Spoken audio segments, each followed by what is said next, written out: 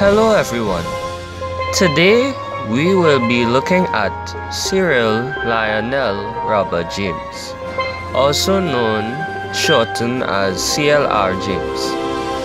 He was an Afro-Trinidadian historian, journalist, and socialist. His works are influential in various theoretical, social, and historiographical contexts. Written down as a man of letters, he was also a cricket writer and political activist who was a leading figure in the Pan-African movement. He was born on January 4th, 1901 in Tunapuna, Trinidad, and died on May 31st, 1989 at the age of 88 in London, England. Although his funeral took place on June 12th in Trinidad, where he was buried in the Tunapuna Cemetery. And here is his tomb.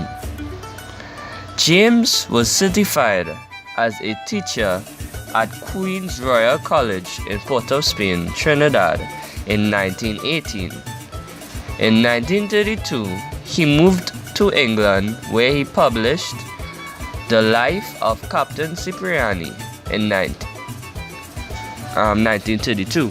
And this book was revised as a case for West Indian self-government in 1933, with the personal and financial support of the West Indian cricketer and politician Leray Constantine.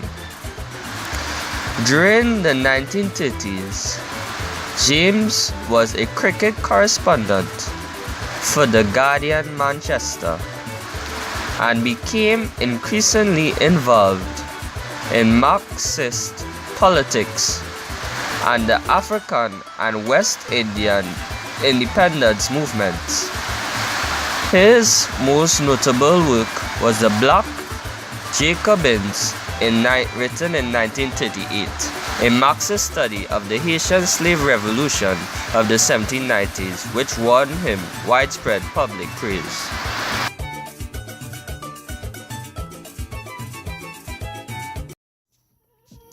James left England to live in the United States from 1938 to 1953, but he was expelled for political reasons. In his 15-year stay, he went to Mexico to discuss the black question with Trotsky, telling the Russian exile that black people had to have their own organization, not one ruled by the left.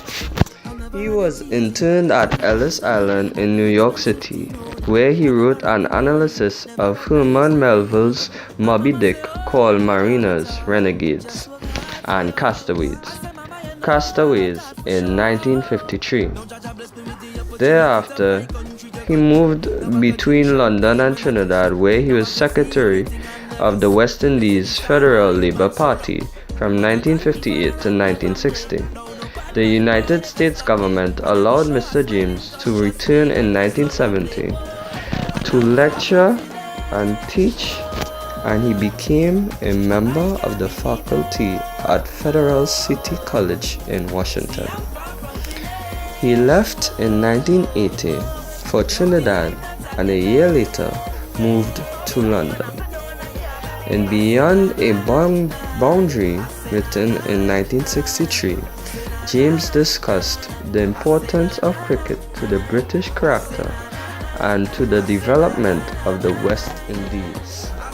His books included the novel Minty Ali, written in 1936, World Revolution, written in 1937, Notes on Dialectics, written in 1971, Nkrumah and the Ghana Revolution, written in 1977, and Cricket, written in 1986, a collection of articles spanning the period from 1935 to 1985. Regarding his personal life, James married his first wife, Juanita Young, in Trinidad in 1929. but his move 3 years later to Britain led to their estrangement. He met his second wife, Constance Webb, an American model, actress, and author, after he moved to the US in 1938. She wrote of having first heard him speak in the spring of 1939 at a meeting in California. They married in 1946 and were divorced in 1953 when James was deported to Britain. He and Webb had a son, C.L.R. James Jr., familiarly known as Nobby. In 1956, James married Selma Winston, who had been a young member of the Johnson Forest Tendency. They remained close political colleagues for more than 25 years. She is best known as the founder of the International Wages for Housework campaign. During Mr. James' last years, he often reflected upon his life's course. Although his strength was slowly, almost imperceptibly slipping away, he could, in conversation, often startle his visitors with the brilliance of his insight, his grasp on the details of history, the accuracy of his analysis of contemporary events. He remained a revolutionary to his core, as his whole life and work had shown. There was no limit to how far a philosophy and method could carry him. His vision of humanity, however, was animated by the simple but profound belief in the creative capacities of ordinary men and women. They were the force for civilization.